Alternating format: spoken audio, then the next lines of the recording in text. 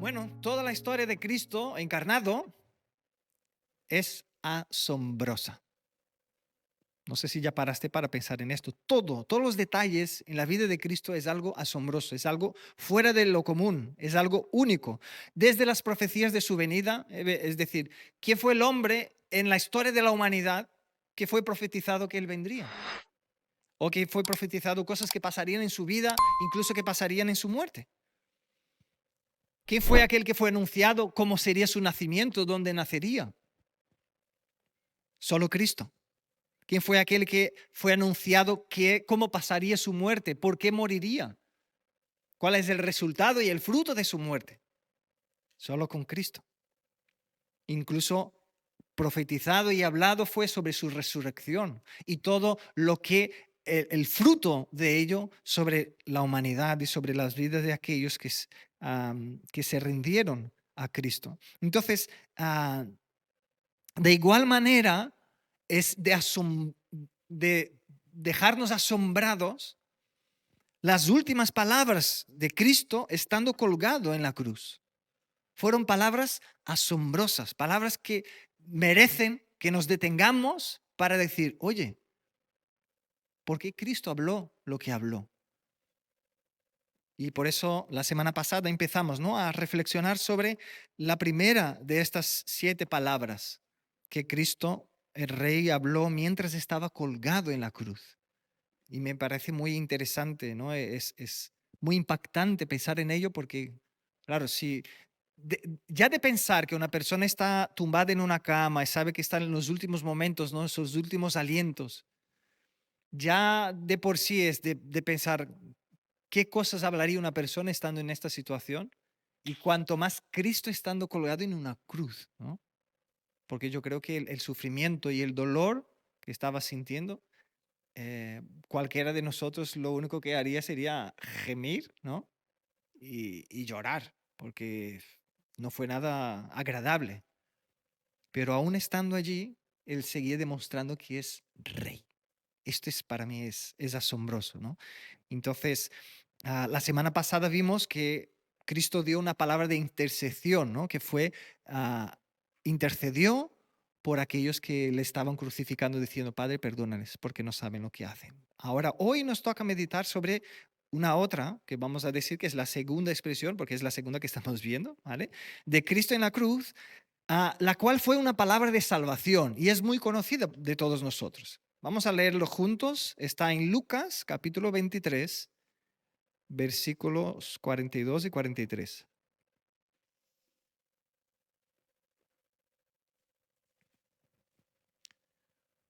Lucas 23, 42 y 43. Dice así la palabra. Y dijo a Jesús, acuérdate de mí cuando vengas en tu reino.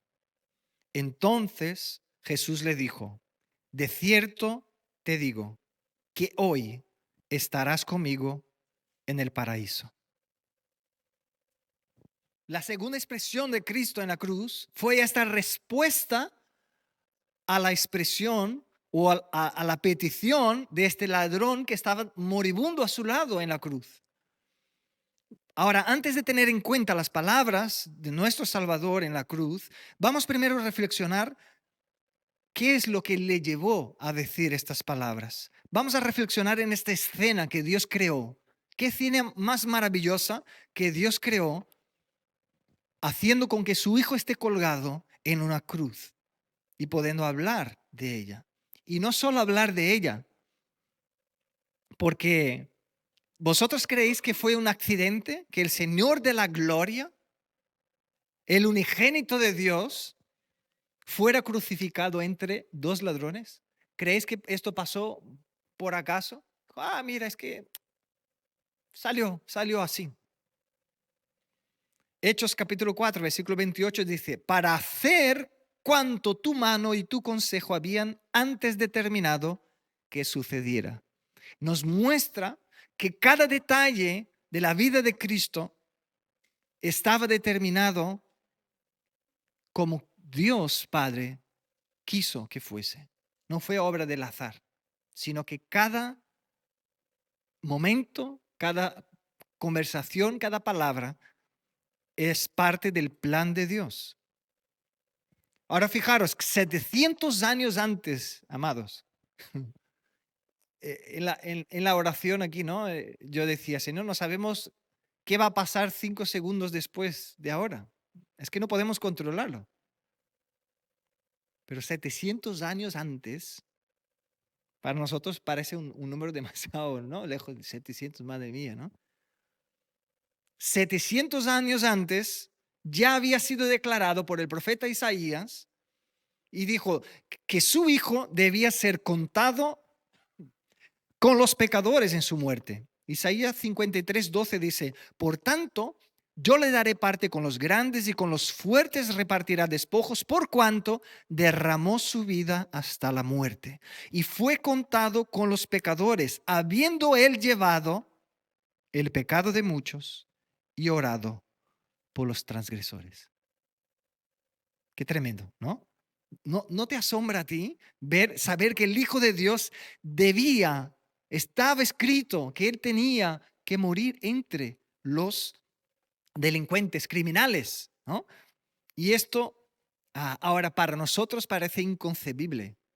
Si tú piensas el hijo de un rey, piensas cómo podría morir un hijo de un rey, nosotros siempre vamos a pensar, ¿no? O como el hijo del rey, ¿cómo podría nacer? ¿No? Siempre vamos a pensar en lo mejor de lo mejor, ¿no? Rodeado de los placeres de este mundo, ¿no? De todo lo mejor. Igual que nosotros, si vamos a tener un hijo, vamos a buscar hacer todo lo mejor, ¿no? Para que si nace en invierno esté ahí calentito y esto. Y como nació Cristo, siendo el Hijo del Dios eterno. Y de la misma manera, si pensamos cómo moriría un hijo de un rey, siempre, hombre, si uno puede pensar, ¿no? Nos gusta pelicular, ¿no? Hacer películas. Y entonces, ay, mira, un hijo de un rey estaría allí en su cama, en un palacio, ¿no? Lleno de las ropas, ¿no? Las sábanas de lino fino, ¿no? Con sirvientes a su lado, allí soplándole, ¿no? Moviendo a las hojas, no sé, como vemos en películas, ¿no? Estando allí con lo mejor. Entonces, pensar que el Hijo unigénito de Dios murió entre dos ladrones, entre dos criminales, a nosotros nos parece inconcebible, pero la realidad es que así sucedió. Isaías 55:11 dice, así será mi palabra que sale de mi boca, no volverá a mí vacía, sino que hará lo que yo quiero y será prosperada en aquello para que la envíe. Entonces, vemos como el Señor, creador de todo, es soberano sobre todo y dice, oye, lo que yo declaré es lo que se cumplirá. Entonces, por más que uno se esfuerce a intentar hacer con que las cosas no salgan tal como Dios dijo, va a suceder lo que Dios dijo.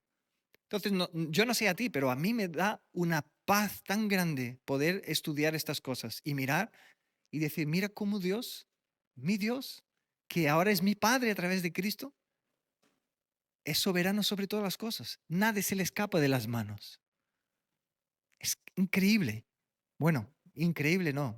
Me esfuerzo para no usar la palabra increíble porque da la impresión que no se puede creer, sino que es asombroso, ¿verdad? El Salmo 119:89 dice, para siempre, oh Jehová, permanece tu palabra en los cielos. Entonces, así como Dios declaró que sería, así fue. Y justamente como él anunció, se cumplió. Ahora, ¿por qué Dios entonces permitiría que su único hijo muriese entre criminales? Seguro que Dios tiene un propósito, porque todo lo que Dios hace tiene un propósito. Dios no hace nada porque sí, Él hace con un propósito, todo lo que hace. Entonces, ¿cuál es la razón? Hay algunas cosas que podemos discernir y hay otras que no, pero podemos entender que Dios nunca actúa de manera arbitraria. Él tiene un buen propósito para todo lo que hace porque todas sus obras están llenas de su sabiduría. Es que vamos a estudiar, todo hemos estudiado, ¿no? Estos días, bueno, estos unos cuantos días, ¿no? Meses sobre la vida de Cristo. y cada detalle que hemos ido viendo, ¿no? Cuánta riqueza hay en la vida de Cristo. Porque todo lo que Él hace tiene un propósito. Y Él fue crucificado con los dos ladrones para haber una representación viva y concreta de la persona del Salvador y la oportunidad de salvación. Qué increíble, ¿no? La redención del Salvador, el pecador arrepentido y el creyente de un lado, y del otro lado el pecador injuriado que le rechaza. Los dos malhechores fueron crucificados juntos. Estaban igualmente cerca de Cristo. Los dos habían hecho lo malo, los dos habían sido condenados y estaban allí por justicia.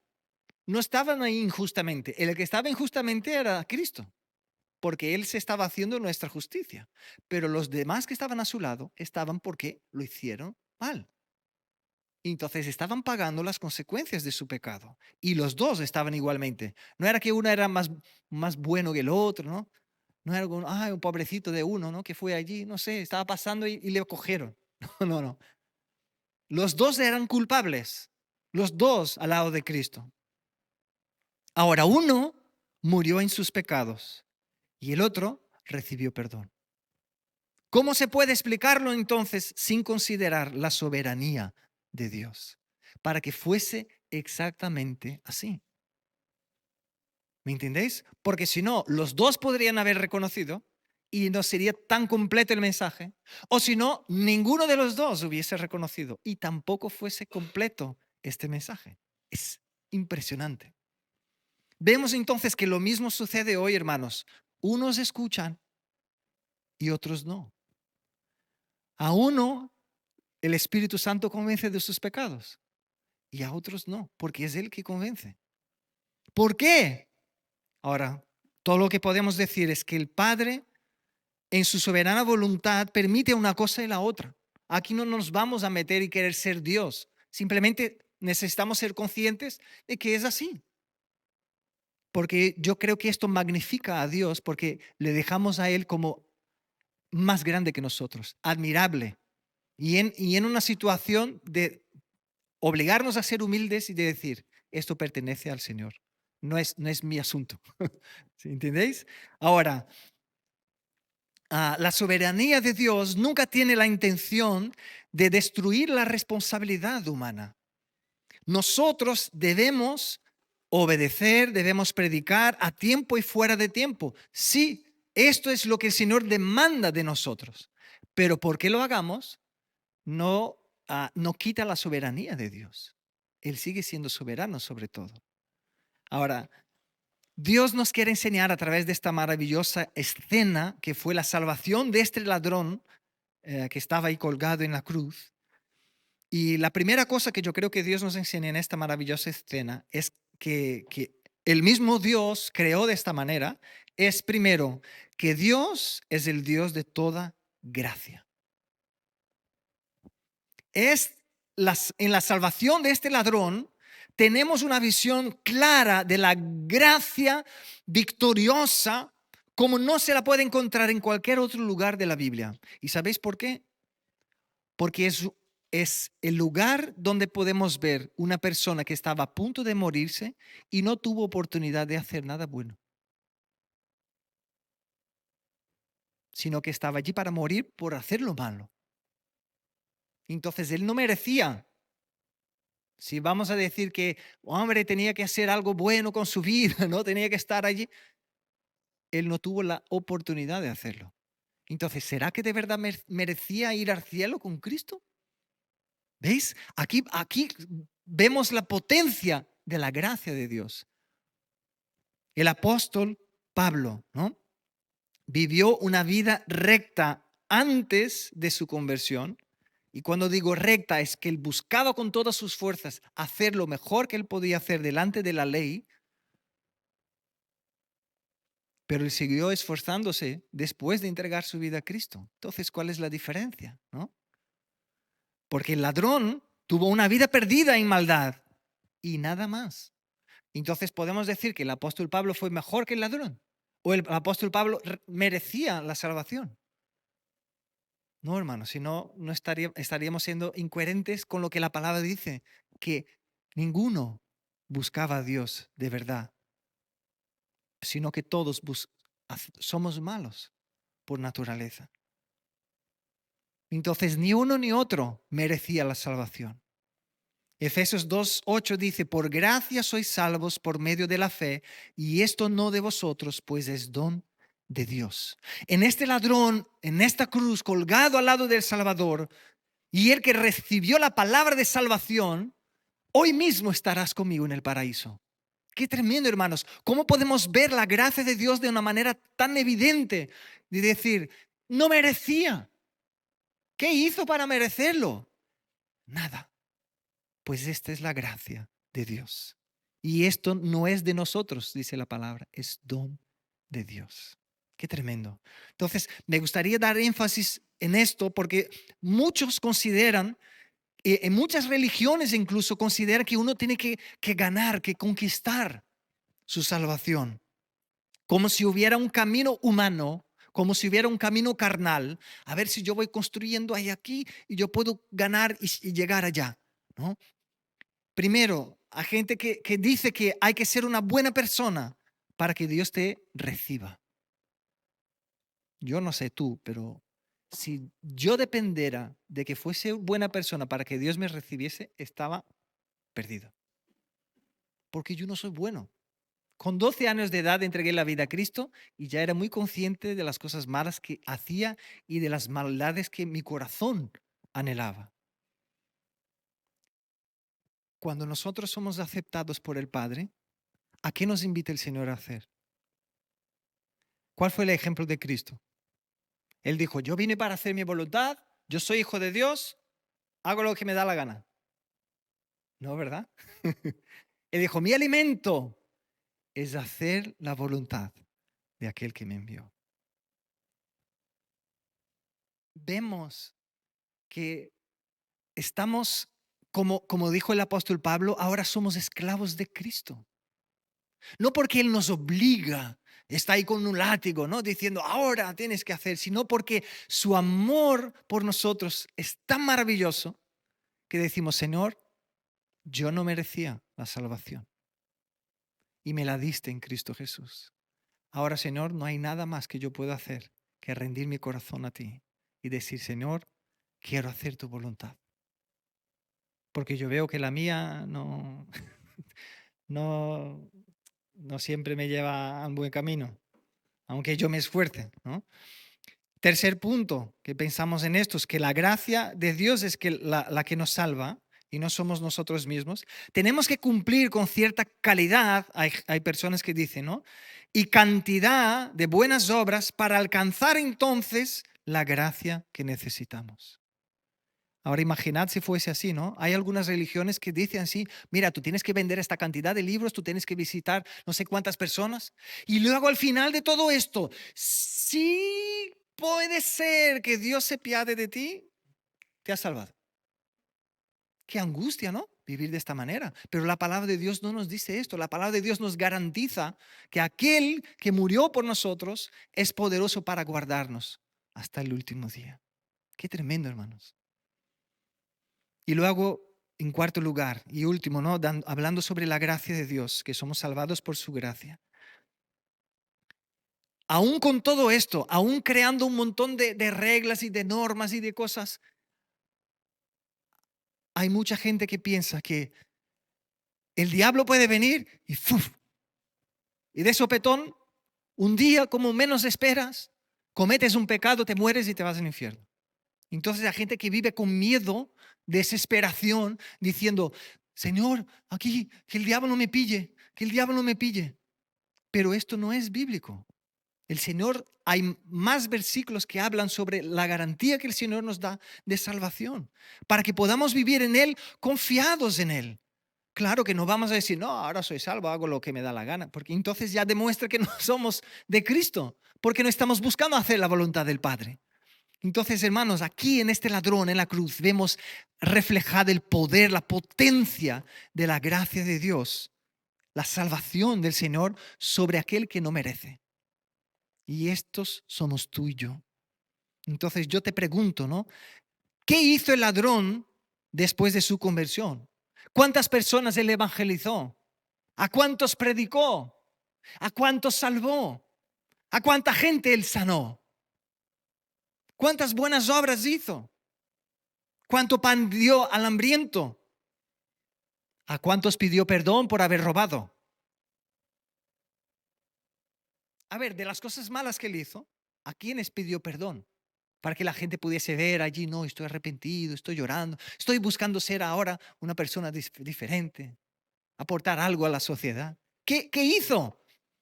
El ladrón moribundo que estaba allí en la cruz no tenía buenas obras, ni antes ni después de su conversión. Ante esta escena asombrosa, hermanos, solo nos queda concluir que somos salvos ciertamente y solamente por la gracia de Dios.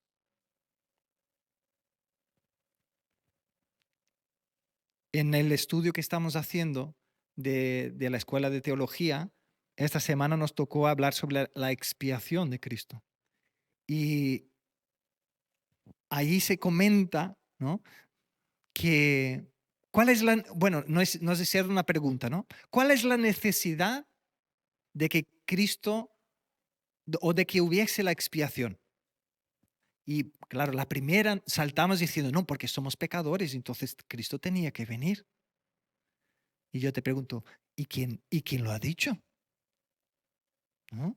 Porque los ángeles se rebelaron y ya recibieron condenación. No hubo, bueno, vamos a dar aquí una oportunidad. No hubo. Entonces, ¿quién es el que obligaba a Dios a enviar a Cristo? No hay nadie que le obligaba. Él podía simplemente habernos entregado a la condenación. Decir, mira, pecaron vosotros con el pecado. Pero en su infinita misericordia, en su infinita gracia, Él planificó, ordenó, ¿no? Desde el principio, como dice la palabra, desde antes de la fundación del mundo, que Cristo viniese para redimirnos de nuestros pecados. ¿Por qué lo hizo? Porque Él es bueno. ¿Veis cómo nosotros tenemos la tendencia, incluso en lo malo, en ponernos a nosotros en el centro? No, Cristo tenía que venir porque yo soy pecador y tenía que salvarme. Tenía, no. Él lo hizo y lo hace porque Él es bueno. No porque nosotros seamos el centro, sino porque Él es el centro. Él es el bueno. Él es el eterno. Y aquí vemos, ¿no? Cómo queda reflejada esta gracia de Dios en la salvación de este ladrón moribundo. El segundo punto, ¿no? Que podemos ver también eh, en esta expresión de Cristo con el ladrón en la cruz es que Dios no se limita a los instrumentos humanos. ¿Qué quiero decir con esto? Su gracia es todopoderosa y cuando le place demuestra que la gracia es capaz de salvar a pesar de la falta de instrumentos humanos y en la presencia de las circunstancias más desfavorables. ¿Por qué digo esto? Porque nosotros somos maestros en querer poner Dios en una cajita y decir, no, si Dios no hace así como estoy diciendo yo, no funciona. Dios es Dios y Él hace como quiere, como le place. ¿Vale? Os doy un ejemplo que es un extremo, ¿no? Fui a Brasil la última vez que fuimos y vi el testimonio de un musulmán diciendo, mira, yo estoy aquí, entregué mi vida a Cristo estando en mi país. En este momento él pidió que nadie podía hacer ninguna grabación, ni foto, ni nada, porque él volvería a su país y no podían pillarle en las redes sociales su imagen porque si no corría riesgo de que le matasen. Pero él dijo, ¿sabéis cómo entregué mi vida a Cristo? Yo me fui a dormir y él se me apareció en sueño. Entonces, es esto lo que estoy hablando, hermanos. No hubo una persona que le fue a predicar, porque nosotros aprendemos, no, hay que predicar a toda persona. Y sí, es nuestra responsabilidad, es nuestro deber, pero Dios no está limitado a lo que Él puso para nosotros de responsabilidad. Él no está limitado. Él puede presentarse a quien Él quiera. Y entonces este hombre estaba diciendo, yo estoy aquí porque Cristo se me apareció en la noche. Y yo llegué en la mañana y yo dije, papá, mamá, es que yo ni sabía lo que estaba hablando, ¿no? Porque luego vio todo el follón que se levantó, porque él dijo, se me apareció al Hijo de Dios. Y esto fue un follón, claro, allí si uno habla esto le intenta matar y de todo, ¿no? Incluso la misma familia. Y es muy fuerte dependiendo del grado de implicación que una familia está en su religión, puede perseguir a muerte, incluso al mismo hijo, padre, el que sea, porque le tienen a la persona como una persona impura. Entonces, yo creo que podemos ver aquí que no hubo falta o no hubo la necesidad de un ser humano o de los instrumentos que nosotros estamos acostumbrados para la salvación de este hombre, porque Dios no se limita a nosotros. Él es Dios y sigue siendo Dios. Entonces, así fue este caso del ladrón que fue salvado. Él conoció a Cristo en su peor momento incluso. No es que él estaba ahí, no, igual que este hombre que yo dije, no estaba ahí en su casa, durmiendo, en su cama. No, no, no, estaba colgado en la cruz, condenado por haber hecho lo malo. ¿Qué impide a Dios de llegar a su corazón? ¿No? Igual que hay gente que dice, ay no, porque allí Dios no puede. ¿Cómo que Dios no puede? Si Él quiere, Él puede llegar al corazón más duro. No hay corazón que sea duro lo suficiente para que Dios no pueda entrar. Entonces, ¿cómo yo meditaba en esto, ¿no, hermanos? ¿Cómo el ladrón pudo creer en Cristo y comprender que Él es el Hijo de Dios en las circunstancias tan desfavorables? A ver, yo me imagino, ¿no? El ladrón ahí sufriendo, angustiando, la angustia de la cruz y escuchando a la gente burlándose de Cristo. Y que de repente, ¿no? Él mismo se estaba burlando de Cristo. Yo he apuntado en algún lugar aquí este versículo, no me acuerdo dónde es. Más adelante lo leeremos. Él mismo se estaba burlando de Cristo también junto con los demás. Y entonces, ¿qué pasó? Que de repente él dijo, oye, Señor, acuérdate de mí cuando estés en tu reino. ¿Qué pasó aquí? Solo hay una explicación, hermanos. Él fue salvo a través de una intervención divina. Lo que la palabra dice, el Espíritu de Dios es aquel que convence del pecado, de la justicia y del juicio. El Señor, por alguna razón que el Señor sabrá, le abrió los ojos para que dentro de aquella situación él pudiese ver a Cristo. Y para mí, ¿no? Yo creo que es porque necesitábamos de este ejemplo para poder ver el poder de la gracia de Dios a una persona que claramente no la merecía. Aquí Dios nos muestra que Él no se limita a los instrumentos humanos. Cuando Él quiere revelar su amor a alguien, Él lo hace aún en las peores circunstancias. Ah, pastor, entonces no hace falta predicar, hablar, ya el Señor ya se manifestará. No es esto lo que dice la palabra. Que Dios sea ilimitado no significa que ya no tenemos que hacer nada, sino que Él nos dio responsabilidades. Pero las responsabilidades que Él nos dio no le limitan a Él, porque Él hace lo que quiere, llega donde quiere, porque Él es Dios.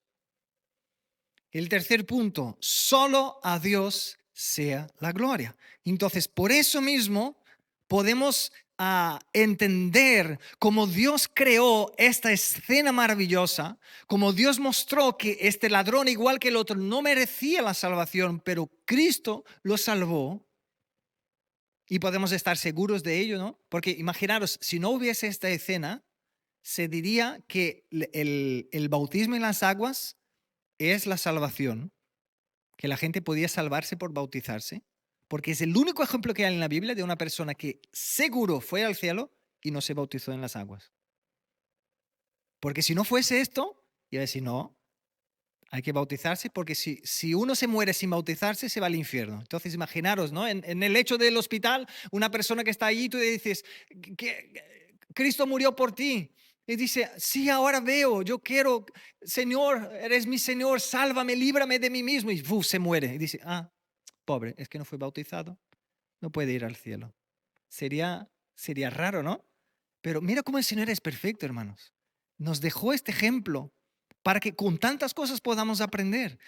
Y ahora, ya que el Señor preparó todo esto, hizo de esta manera, podemos recordar que la salvación pertenece solamente a Jehová. Es decir, no hay ningún hombre que por su carne pueda construir su salvación, sino que la salvación viene solamente por Cristo Jesús. En Apocalipsis 7:10 dice, y clamaban a gran voz diciendo, la salvación pertenece a nuestro Dios que está sentado en el trono y al Cordero. Aleluya. Entonces, hermanos, cada conversión genuina es el producto del Espíritu de Dios obrando de manera sobrenatural en el corazón del ser humano. Y así dice el Señor en su palabra, que Él nos convence de nuestro pecado.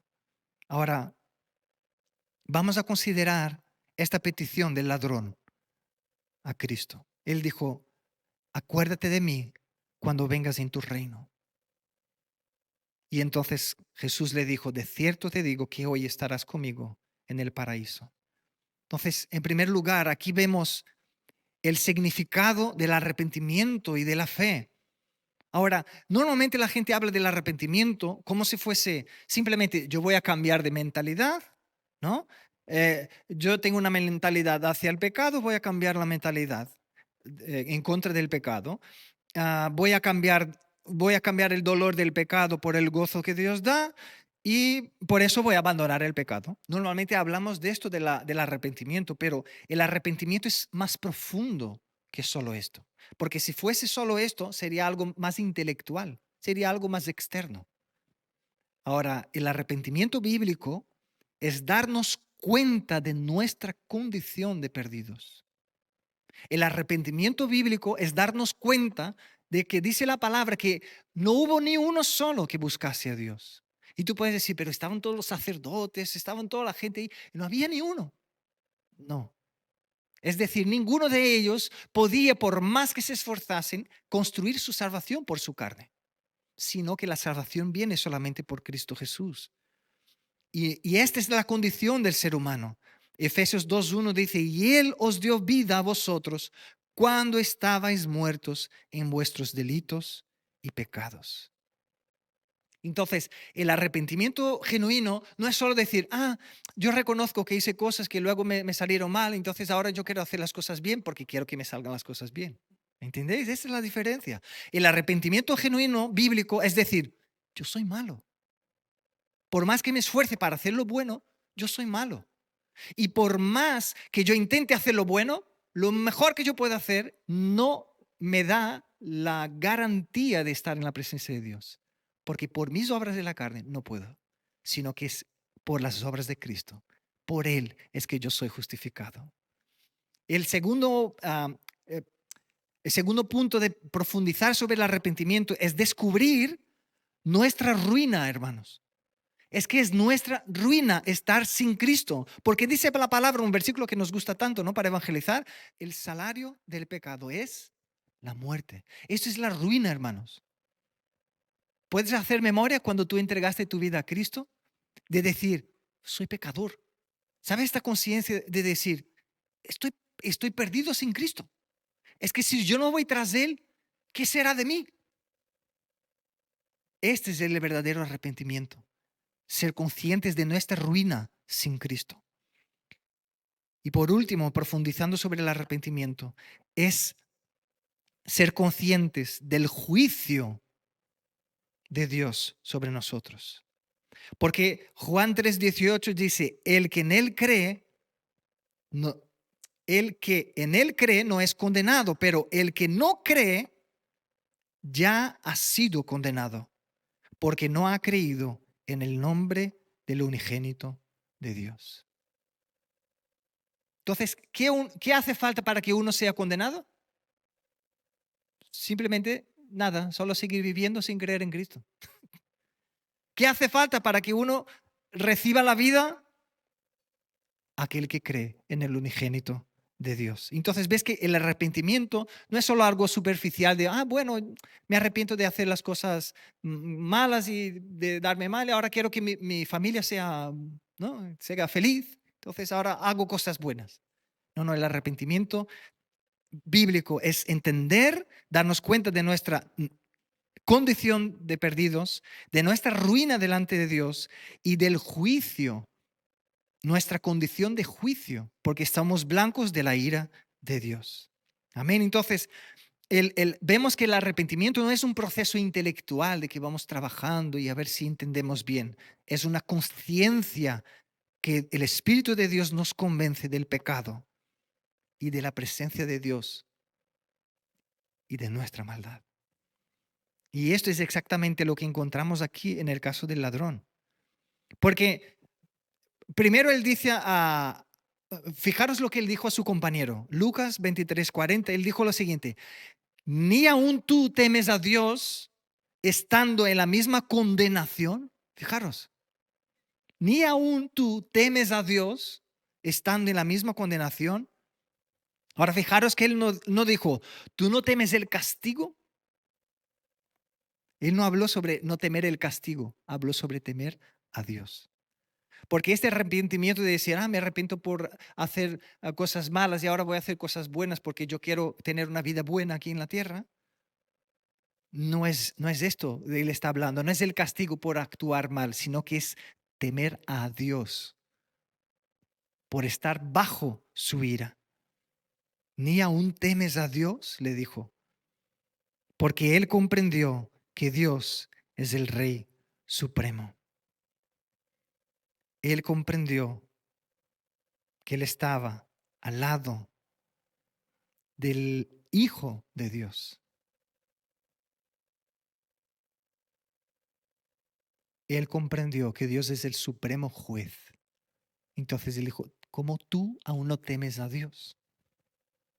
Y en segundo lugar, él dijo, y nosotros con razón padecemos, el versículo 41.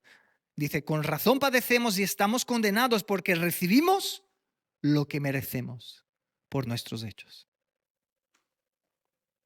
Entonces aquí le vemos a él reconociendo su culpa y la justa condenación. Él mismo se dictó la sentencia sobre sí mismo. ¿Veis? Que él reconoció que era un transgresor y que merecía el castigo por sus pecados, por los cuales tenía que morir. Es que él no estaba diciendo, es que yo soy buena persona, pero la gente no lo reconoce. No. Yo tenía que estar aquí. Esta es mi condición. Entonces, y nosotros hoy, hermanos, hemos considerado nuestra posición ante Dios. Hemos confesado nuestros pecados a Él abiertamente. Nos hemos considerado culpables por nuestros malos caminos y pecados pasados. Estamos listos de verdad para reconocer lo que nos toca. Alejados de Cristo es una condenación merecida.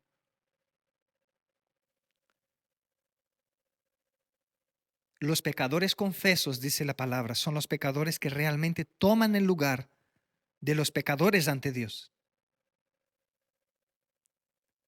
Estos son conscientes de lo que han hecho y saben que están perdidos sin Cristo.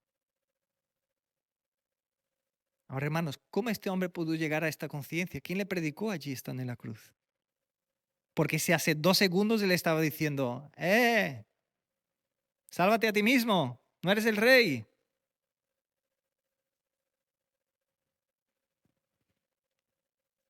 Qué tremendo, ¿no? Y luego vemos la fe. El arrepentimiento del ladrón para con Dios fue seguido de la fe en Cristo, porque él creyó tanto en Cristo que él dijo, Señor, acuérdate de mí cuando estés en tu reino. Qué tamaña fe, ¿no? De repente brotó en su corazón. A él que estaba maldiciendo e injuriando al maestro, de repente dijo, oye, acuérdate de mí cuando vayas allí. No me dejes. Qué tremendo. Entonces, su fe tomó en cuenta la realeza de Cristo. Y vemos esto cuando él dijo, cuando vengas tu reino. Es decir, cuando estés, es que, hermanos, piensa por un momento, ¿no? No vamos a decir tú, pero piensa en una persona, está en una cama en un hospital, ¿vale? Tiene metástasis. A su lado tiene un otro compañero que también tiene metástasis. Están los dos ya, a uno le dieron morfina porque para poder aguantar los dolores. El otro dijo, no, no, yo voy a padecer lo que tenga que padecer. Imaginaros aquel que está con morfina diciendo al otro, oye, cuando estés en tu reino, en la gloria. Esa era la situación aquí. Habían dos hombres que estaban colgados o tres colgados en la cruz, pero uno que la gente se estaba burlando, pero estaba en la misma condición de los demás. Allí no, ¿sabéis estas imágenes que a veces pone Cristo con una luz aquí arriba, no? Entonces tú ves la imagen y dices, ay, mira, el Hijo de Dios. Pero no era esta la realidad. Se veía tal como tú y yo. Dice que en él no había hermosura. Entonces, imaginaros un ladrón mirando a otro que se está muriendo y desangrando a su lado y que de repente diga, oye, Señor, acuérdate de mí cuando estés en tu reino. Decidme si esto no es obra del Espíritu Santo de Dios en su corazón que le permitió ver, porque si no, ¿cómo él podría decir esto? Y en esto recordamos, ¿no? Romanos 10:10 que dice, porque con el corazón se cree para justicia, pero con la boca se confiesa para salvación. Él depositó en Cristo su salvación. ¡Qué tremendo! Y el hombre puede creer acerca del Señor Jesús histórico y aún así perderse. ¿Me entendéis? Una persona puede estudiar la Biblia, puede estudiar la historia y decir, mira, sí que existió un tal que se llamó Cristo, ¿no? Hay gente que le consideran como un profeta. Una persona puede conocer de manera muy intelectual a Cristo, pero si no le ve como su Señor, no le sirve de nada. Entonces, la fe del Evangelio es una fe confiada. Igual que este hombre estaba colgado viendo a Cristo como se desangraba y dijo, Señor, cuando estés en tu reino, acuérdate de mí. La fe salvadora es más que una opinión correcta sobre Cristo. Es más que un buen razonamiento sobre Cristo. Porque no sé si ya te pasó, pero a mí ya me pasó que a veces hay gente que se acerca y dice, no, a mí me parece muy bien que vosotros estéis ahí, porque bueno, Cristo era un hombre que hablaba cosas buenas, entonces vosotros estáis buscando hacer cosas buenas.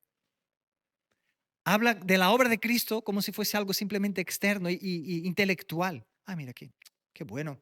Me alegro que estáis haciendo cosas buenas por la comunidad. Vale, pero ¿es solo esto? No, no, no. Estamos hablando de la salvación. Entonces, la fe salvadora trasciende este razonamiento de hacer lo bueno. La fe salvadora trasciende toda la razón. Miremos, ¿no? Este ladrón moribundo. Era razonable que Cristo incluso lo tomara en cuenta. Era razonable que el Hijo de Dios, el unigénito de Dios, que acabó de recibir burla de este hombre, le dijese, tranquilo, hoy mismo estarás conmigo en el paraíso. ¿Perdona? Si te acaba de injuriar. ¿Cuántos de nosotros incluso no habíamos dicho, no, Señor, ¿qué? Te estaba injuriando y ahora mismo tú le dices que estará en... No. Íbamos ahí a defender a Cristo. No, Señor, es que estás sufriendo mucho, no sabes de lo que estás hablando. Vemos la potencia de la gracia aquí. Porque no es razonable que Cristo lo aceptase así porque sí.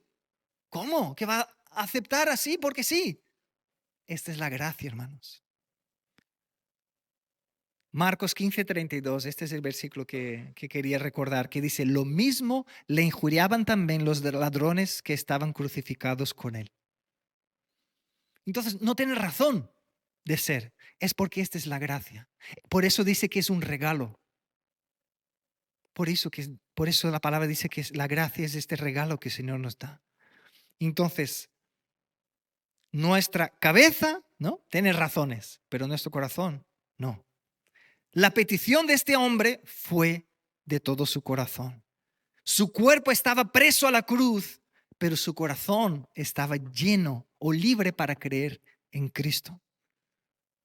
Como ya hemos leído Romanos 10:10, ¿no? Con el corazón se cree para justicia y con la boca se confiesa para salvación. Entonces, vemos la obra de Dios en el corazón de este hombre, que si no fuese por la misericordia de Dios, no tendría remedio. En segundo punto, aquí vemos al hombre que llega al final de sus propios esfuerzos antes de poder ser salvo. Entonces, después de reconocer que nosotros no podemos hacer lo que es debido, ¿no? Por nuestra carne no podemos construir un camino hacia Dios, sino que dice la palabra que Cristo es el camino que nos lleva al Padre. Una vez entendiendo esto,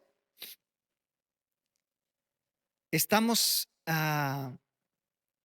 es decir, somos impotentes en este sentido de la carne, no podemos construir este camino.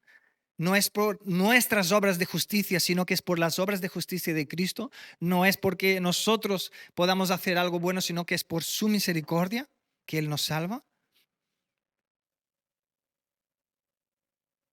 El problema es que hay mucha gente que sigue buscando la salvación dentro de sí mismo. Y hoy en día, hermanos, hay mucha, pero muchas cosas de esto de coaching, ¿no? De psicología, que hace con que el hombre mire a su corazón, decir, no, ahí dentro de ti mismo, busca. ¿Quieres conocerte bien? Mira hacia adentro. Y la Biblia nos dice esto, Dice, mira a Cristo, mira a Cristo, porque si miras dentro de ti mismo, ahí no encontrarás la respuesta, porque tú no eres el creador de ti mismo. No te creaste a ti mismo. A ver, ¿por qué naciste donde naciste? Mira a mí. ¿Por qué naciste en el país que naciste? ¿Cuándo fue el momento que te dieron la oportunidad de elegir? Bueno, yo nací allí porque me parecía un país más cálido. A ver, bueno, entonces otra cosa, ¿no? Los padres que tienes. ¿Cuándo fue el momento que elegiste los padres que tienes? ¿Me entendéis? Entonces las cosas que son tan profundas y tan importantes para nosotros, nosotros no elegimos. Entonces, para entender la eternidad, para entender la vida con Dios, vamos a mirar dentro de nosotros mismos. No, vamos a mirar a nuestro Creador. Fue Él quien nos creó. Y si Él te puso donde Él te puso con un propósito. Si tienes los padres que tienes, es porque tenía un propósito en ello. Porque tú eres lo que eres hoy por las cosas que viviste con tus padres. El Señor sabía lo que estaba haciendo. Entonces, si buscamos la salvación en nosotros, no la encontraremos porque la salvación, dice la palabra, está en Cristo. Él es el camino, Él es la verdad y Él es la vida. ¿Y esto qué produce en el ser humano? Vemos seres humanos cada vez más desesperados. La gente está cada vez más desesperada, sin esperanza, porque, claro, ¿qué soy? Ay, no sé qué soy. Ay, hoy soy un árbol. Ay, no, quizá mañana sea una pared, ¿no? Me caso con una estación de tren. Es que la gente es tan desesperada. No tiene dónde agarrarse porque la respuesta no la tiene dentro de sí misma, sino que solo en Cristo tiene la respuesta. Y mientras busquemos dentro de nosotros mismos, estaremos desesperados. Somos muchas veces como el hijo pródigo. A veces necesitamos tocar fondo en el pozo para reconocer nuestra condición delante de Dios. Y antes de que cualquier pecador pueda salvarse, él debe venir consciente al lugar de su debilidad. El mismo lugar que estuvo este ladrón en la cruz. De decir, mira, ¿tú no temes a Dios? Dice, nosotros estamos aquí porque merecemos. Yo merecía la condenación de Dios.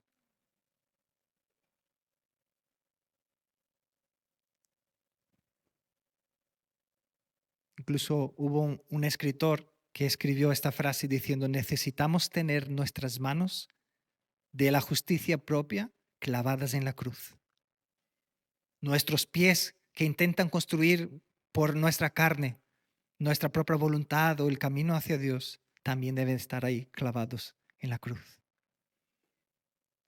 Llegar a Cristo entonces en nuestra condición pecaminosa, nuestra condición de perdido, condición de desamparado, de desesperado, ni más ni menos con nuestra convicción de pecado y de que no hay nada que podamos hacer para salvarnos, que Él es la respuesta a nuestra incapacidad. Es la única forma para venir a Cristo para la salvación. Porque Cristo no es un gurú, un coaching, no es un psicólogo para, vamos a hacer que seas la mejor versión de ti mismo, ¿no? Cristo dijo, oye, négate a ti mismo, toma tu cruz, entonces sígueme. Y el punto 3 es, aquí podemos ver a un representante de los pecadores. Y yo te pregunto, ¿el que se arrepintió era mejor que el otro? ¿Era más bueno que el otro? Bueno, si nosotros pensamos que sí, no, él fue mejor porque él eligió a Cristo, ¿no? Y entonces, ¿cuál es la gloria de su salvación? Él fue mejor que el otro entonces, ¿no? Entonces él merecía ser salvado, de alguna manera. Pero si entendemos la gracia de Dios, entendemos que él no merecía, igual que el otro. Los dos estaban igualmente condenados e injuriaron al Salvador en su sufrimiento. Era pésima la condición y la acción, la actitud de este ladrón para con el mismo rey que estaba ahí a su lado. Y en el mismo borde de la eternidad, él se une con los enemigos de Cristo y se burla de Cristo.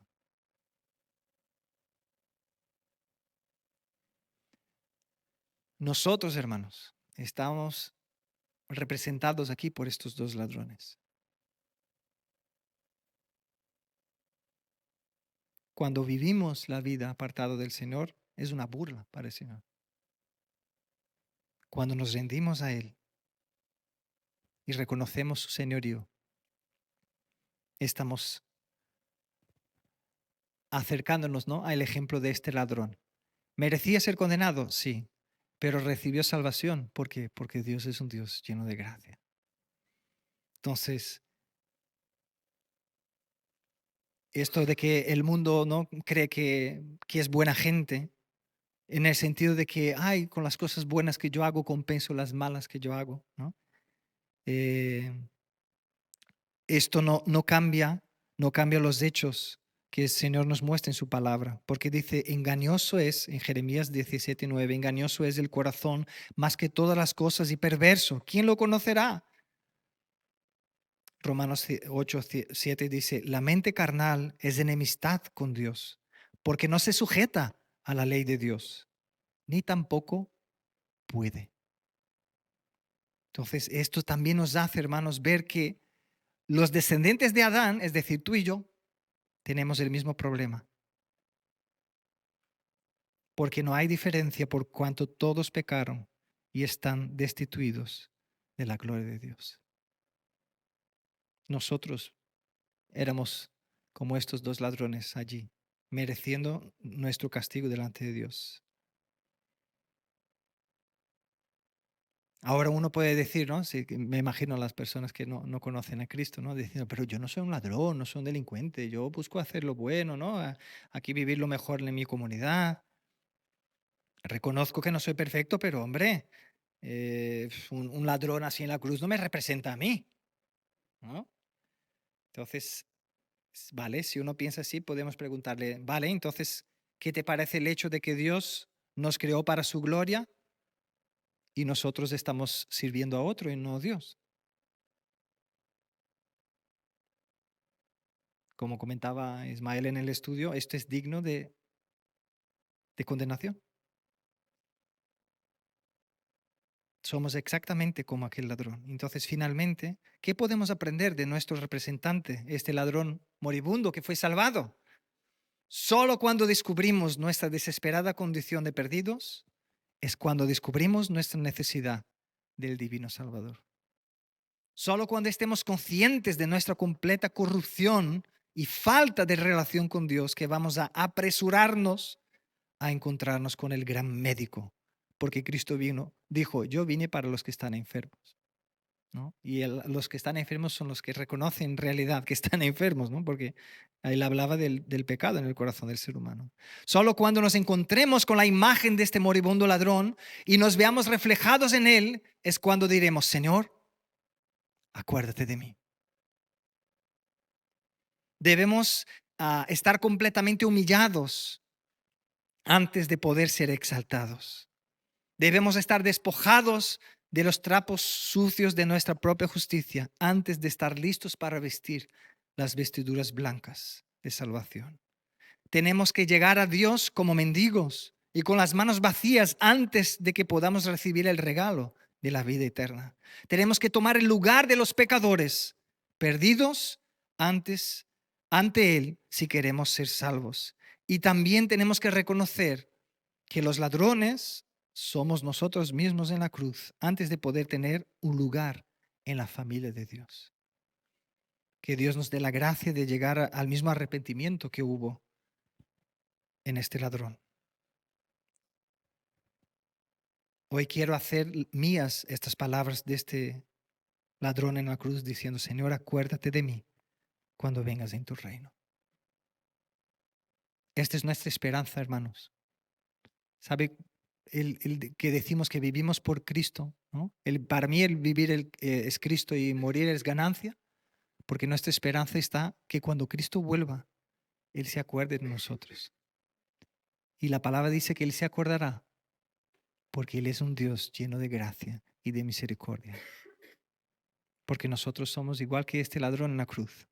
Aunque Él no tuvo oportunidad de hacer lo bueno, aunque Él hubiese tenido la oportunidad de hacerlo, esto no le daría el derecho delante de Dios, sino que le estaría respondiendo a la gracia de Dios. Y es esto lo que Dios espera de ti y de mí, que respondas a la gracia del Señor buscando hacer su voluntad, viviendo de manera que no sea vergonzosa al Evangelio, como dice la palabra, ¿no? Entonces, con esto termino. Vimos hoy, ¿no? A través de esta expresión de Cristo: hoy mismo estarás conmigo en el paraíso. A una persona que no merecía para nada y tampoco pudo hacer algo para merecerlo después. Que Dios es un Dios de toda gracia. Dios no se limita, hemos visto también, ¿no? Que Dios no se limita a los instrumentos humanos. Él es Dios. Y solo a Dios sea la gloria, porque de Él es la salvación, hoy y siempre.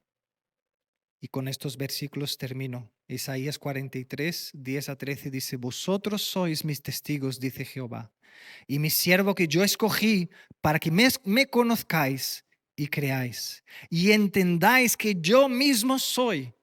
Antes de mí no fue formado Dios, ni lo será después de mí. Yo Jehová, y fuera de mí no hay quien salve. Yo anuncié y salvé e hice oír, y no hubo entre vosotros Dios ajeno. Vosotros, pues, sois mis testigos, dice Jehová, que yo soy Dios. Y antes que hubiera día, yo era. Y no hay quien se libre de mi mano. Lo que hago yo, ¿quién lo estorbará? Y al final, Judas, capítulo 1, versículo 24 y 25, dice: y aquel que es poderoso para guardaros sin caída y presentaros sin mancha delante de su gloria con gran alegría, al único y sabio Dios, nuestro Salvador, sea la gloria y majestad, imperio y potencia, ahora y por todos los siglos. Amén y amén. Aleluya. Gloria a Dios.